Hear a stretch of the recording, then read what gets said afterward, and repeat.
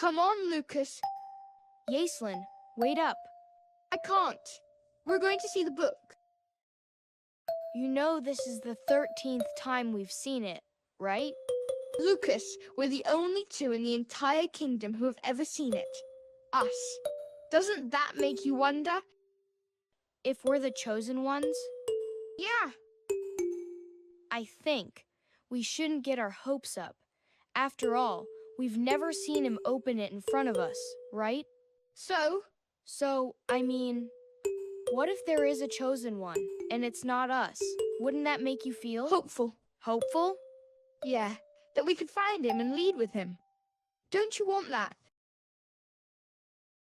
Yep. Forget what I said.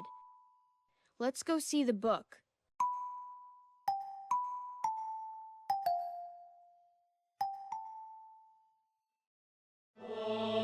Yaslin. Lucas. Majesty.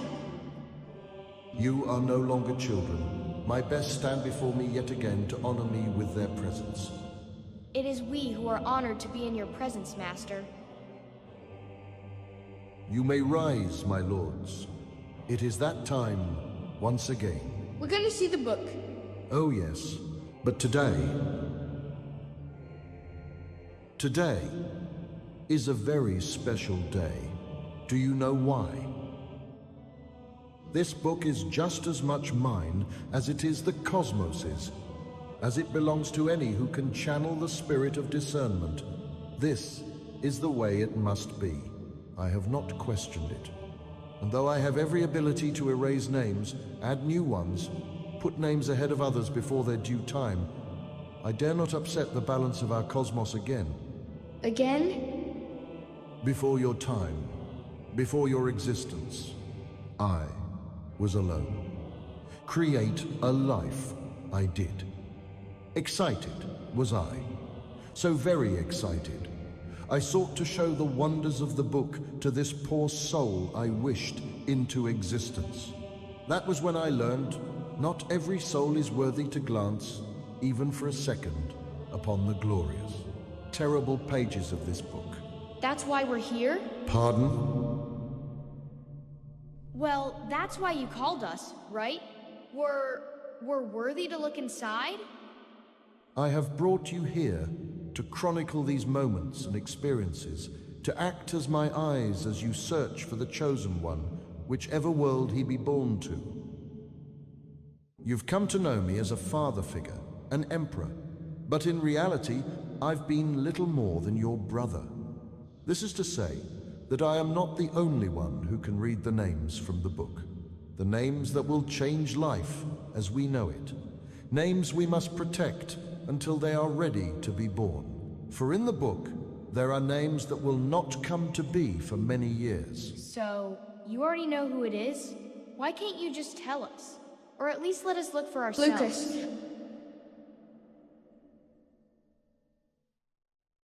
Forgive me, Majesty. That was out of turn.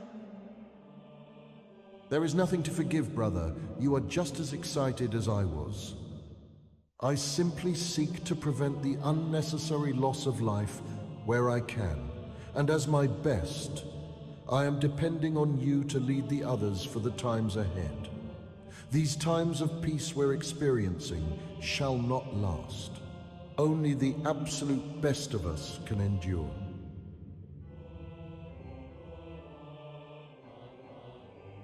Yaslin, Lucas, I thank you for this 13th visit. You are dismissed. Come on, Lucas.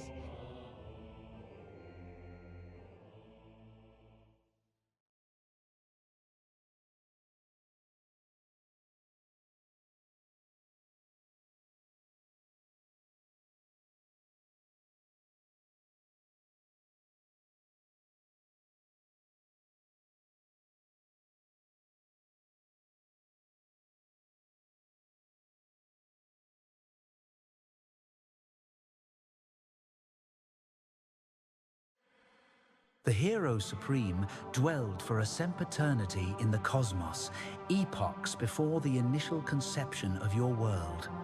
Heroes from this Empyrean universe existed to serve and honor their master, to uphold the light and defend against darkness. The Master of Light fashioned the cosmos and everything we know. All of his creations he kept detailed archives of within a majestic book, an album of records upon which no creature could look. Its power to create was rivaled by its power to destroy any unworthy to read from its pages. It said the Master's final passage from the album of records prophesies of future events. As we grew in our corporeal forms, so did we grow in our knowledge. From eon to eon, we developed emotions, a conscience and hearts to nurture them, hearts that welcomed new ideas and associations. And all the created had come to the revelation that all in the presence of the Master were brothers and sisters, and there was plentiful peace in the divine realm of light.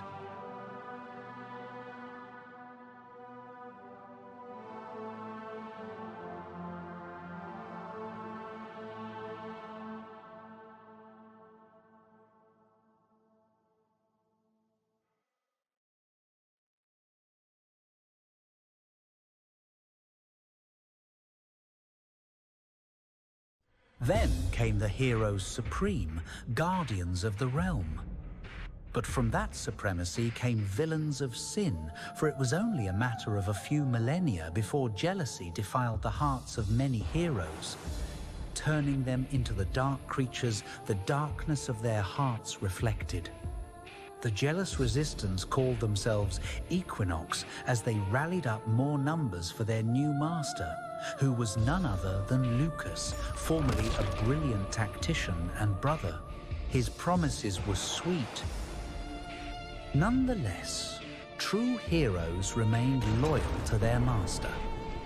Marco, Gabenus, Raffen and Euricon were their names, and I, Yaslin, among them. We fought to end the uprising, and together we became the League of Gladiators.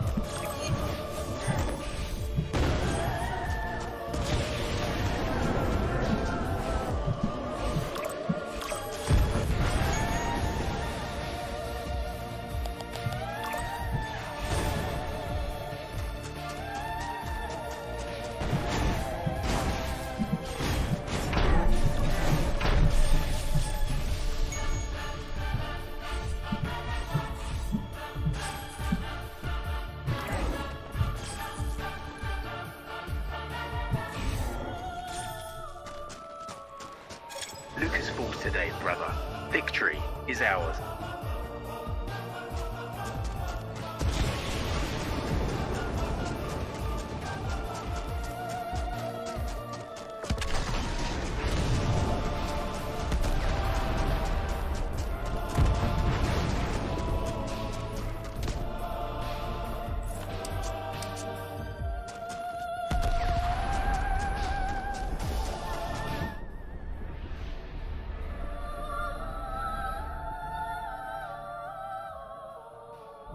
So blinded by the desire for the Master's book, Lucas and his equally obsessed brother Nigel spared no quarter.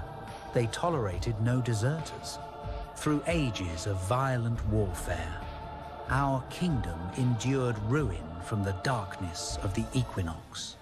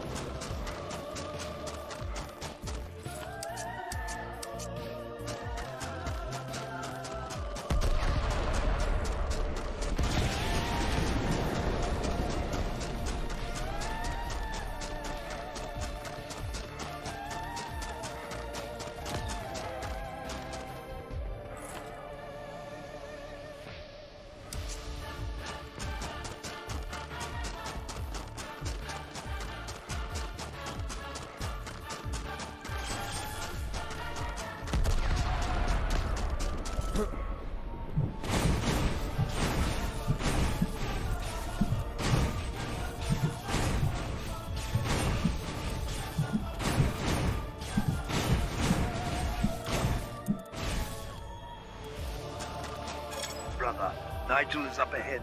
We can end this finally.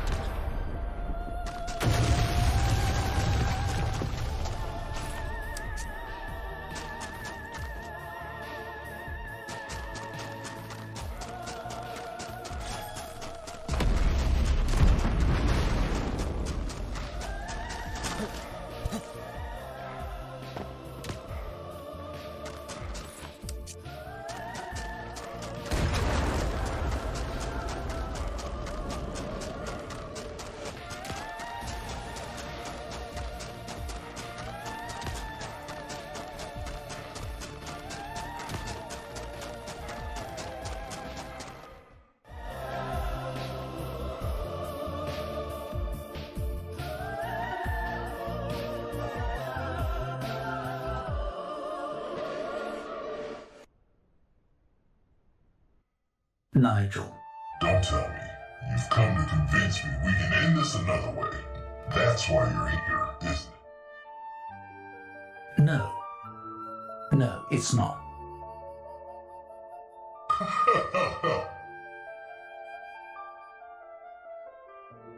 Isn't your side all about love and forgiveness? We do not forgive evil. We do not love the dark. You have dealt in these ways against the Emperor's rule. And that's precisely why so many now stand against you. The hypocrisy of your precious light has been laid bare for all to see. You've all spent millennia preaching of kindness when it suits you. Yet you stand there now willing to kill your brothers. You've lost the privilege of calling me your brother, and thus your privilege of remaining here in this realm. Despite your 1,000-year war and your kind's jealousy spoiling these lands, your equinox and all your numbers have failed. No. We gained victory here today. We set upon that book that's tucked away by cowards. What's that? That would be your brother, losing. None can defeat the Dark Lord.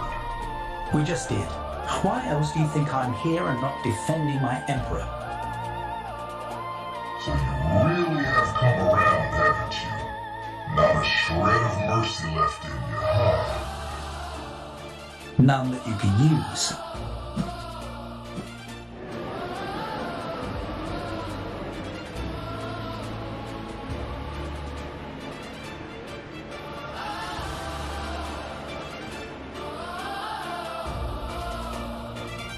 For Lucas.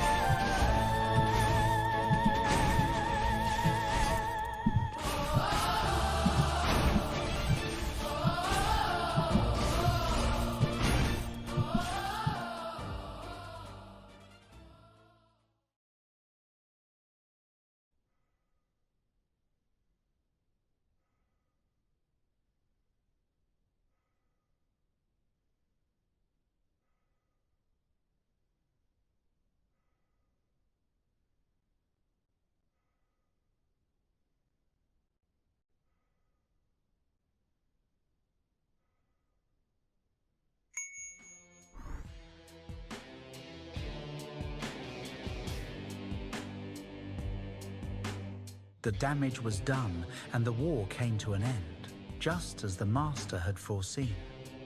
But knowing all things, he knew it was not over yet.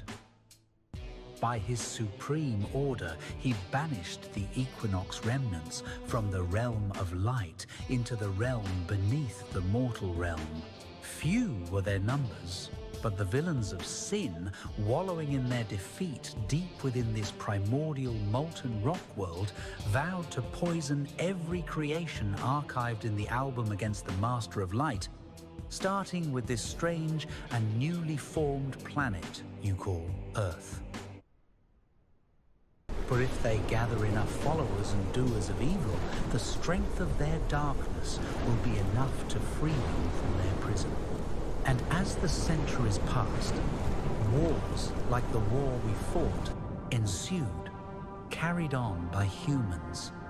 Grand must be the Master's plan, for I have been called to journey to this war-ridden planet, ahead of the war of the ending world, which is expected to come during this second millennium between Lucas's kingdom of darkness and my Master's kingdom of light in a second and final showdown. The Master bestowed upon me the responsibility of searching for a mortal boy. I am to teach this boy to become the leader of a team of heroes and to be a noble warrior for the future of humankind, the leader of the elect few.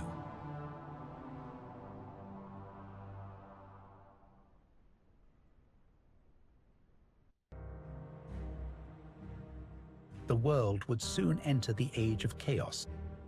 However, the humans of Earth grew too ignorant to alter their lives and to fight as one true nation. At present, Nothing will prevent the end of the world. Nothing.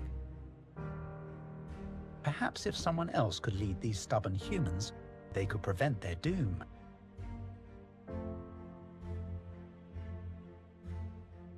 And as the album of records would have it, the select few finally found that one young man to continue the mission, the one with unexplainable knowledge.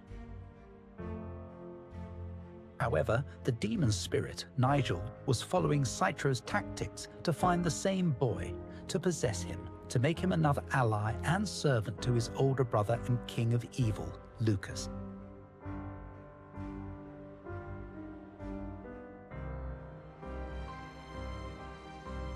The select few had to act with haste to connect with the boy, but had only one way of doing so, through the subconscious mind.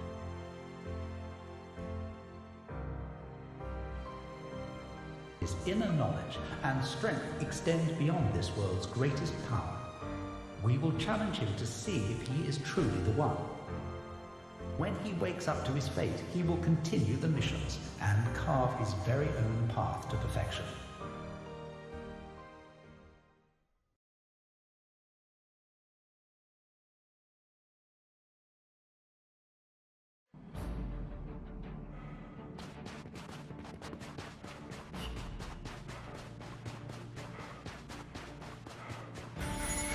You're probably wondering how it all started, and are hoping to find out in this tale. How did Citro rise through principalities of the dark to become Earth's final world warrior that brought balance to humanity? You might ask. He was not special or different from any other human teenager of his time. It didn't all just start with some boy who magically tapped into supernatural powers just like that. It didn't all begin with superheroes on some team who were summoned to save the world, just like that. No, it didn't begin like that at all.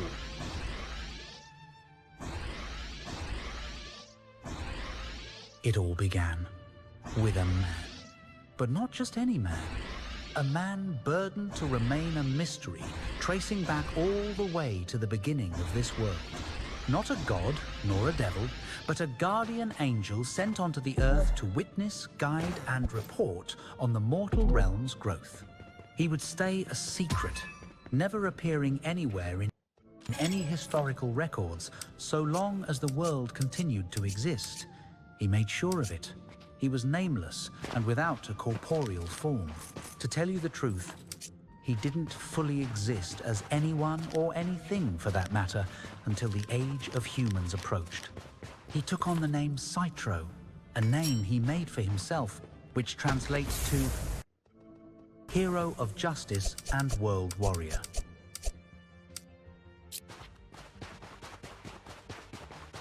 When Citro found his true place on Earth, he obtained powers like no other being, able to operate in the mortal and immortal realms. It was a final parting gift granted to him by his master in order to help him on his quest.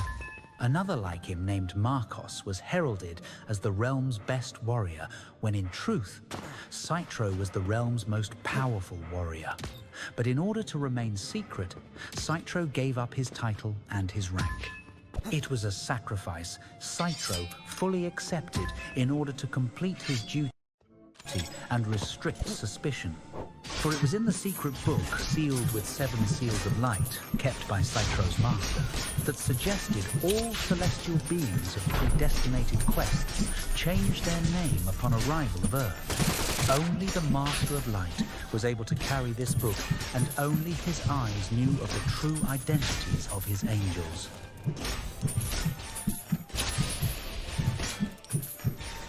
Citro, in his different forms of power, helped people of the world throughout every century, from ancient Egypt to early AD battles.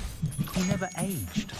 Unlike his mind, his celestial body could treat time as a suggestion rather than a law of the mortal realm. And throughout those ages, he erased any mention of his involvement and could not reveal his true name. A name that remained a mystery to everyone he encountered. Until one fateful day in late November, in present day.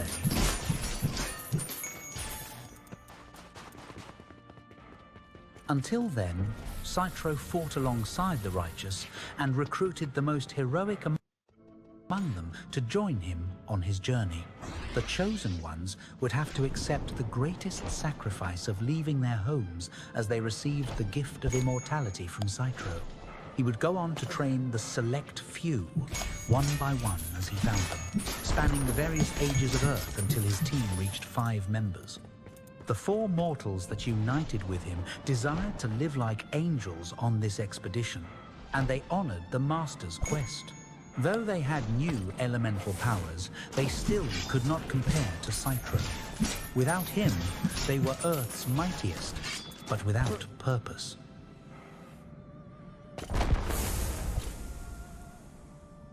By 1750 BC, the team of heroes was officially recognized by the people of Earth as the Select Few. While Citro was able to erase any written mention of him and his team, he could not stop word of mouth and folklore. Indeed, the Select Few saved many civilizations in great wars, but many others were lost and destroyed due to their involvement. As for the humans, the 4 recruits made seldom mistakes, but when they did, it cost lives, terrible blemishes to their record. The team accepted the rebuke for their actions and banished themselves for a time. But they would return to redeem themselves. In time, they rebuilt their reputation, but at another cost. Every decision they made had consequences. Whether they joined war efforts or abstained from battle, humans died, and the Select Few took the blame each time.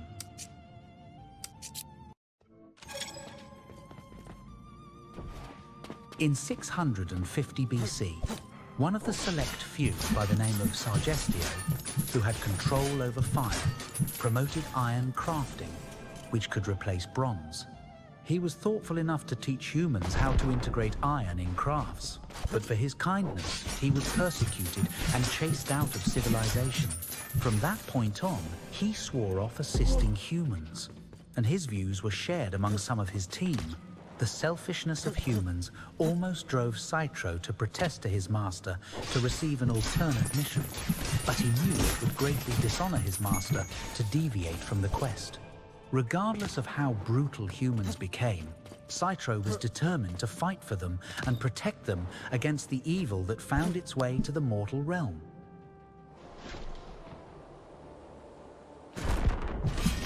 For many years, the Select Few remained just beyond the mortal realm, watching and waiting, intervening only when evil reared its head. And finally, legends and folklore of their great feats and past victories intensified throughout the centuries until the Select Few were summoned at the turn of the 20th century.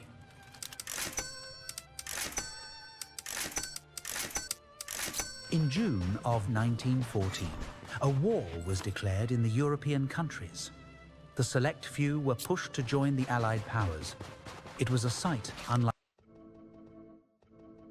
anything they had ever witnessed.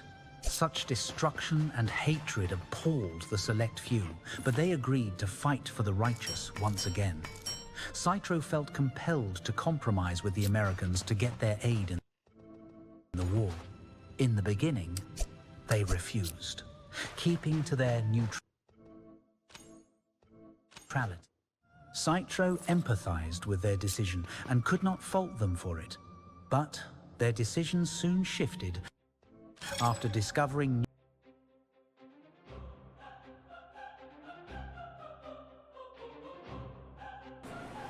That was about 30 minutes of cardio.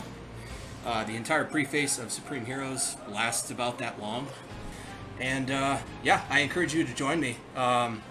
It's not anything intense, but it is a long one. It is a little challenging, you know, maneuvering, looking at the camera, and maintaining your own balance at the same time. So it makes it a fun little fitness challenge. I encourage you to join me. I'm calling it Flash, Fit Like a Supreme Hero. So this will be part of the Flash series. And yeah, it's It's pretty fun. I think I'll add on to it, build onto it, make it where, like, if you die in battle, you got to do like 20 push-ups. So you'll see that eventually. So yeah, that's first in the series, and join me if you can. It doesn't have to be Supreme Heroes. You can play your favorite game. Yeah, the challenge is just trying to be consistent and keep your balance while not trying to die. So yeah, until the next one, take care and keep being fit.